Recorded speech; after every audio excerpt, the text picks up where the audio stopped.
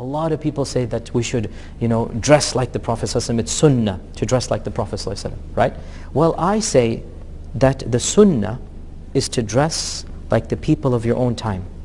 Because our Prophet ﷺ, he did not come with the fashion revolution. He actually wore the clothes of his own people, if you think about it.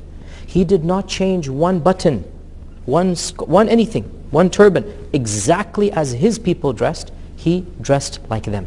So one of the famous scholars of Islam, Ibn al-Qayyim, who's very conservative, very hardcore, right? He says the Sunnah is that every Muslim should dress in accordance with the culture of his people, as long as the culture is covering the awrah and whatnot, right? So for me, coming in front of a non-Muslim audience and dressing in a thawb, I say this is against the Sunnah. The Sunnah is to dress in a manner that they see as comfortable. And I dress like this when I go to work, when I preach, when I teach, because I genuinely believe that it is the Sunnah of the Prophet ﷺ to have a respectful appearance in accordance with the culture of one's people. And that is the same thing. I'm following the Sunnah when I dress in this manner, in my opinion. Right? And I tell those brothers and sisters who think that dressing like that is the Sunnah in the sense that it is rewarded by Allah, I say, look, you don't eat the cuisine of the Prophet ﷺ.